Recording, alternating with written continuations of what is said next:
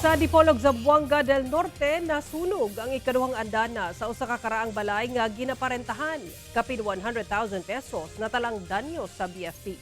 Dakong kalayo ang milamoy nining duha ka andana nga karaang balay sa Gomez Street, Barangay Bacar sa Dipolog City sa Zamboanga del Norte bandang alas 3:20 sa hapon adlawng Lunes. Gilayin kini girespondihan sa Bureau of Fire Protection Dipolog City ug napakgang gilayin ang kalayo sunod lang sa pipila ka minuto.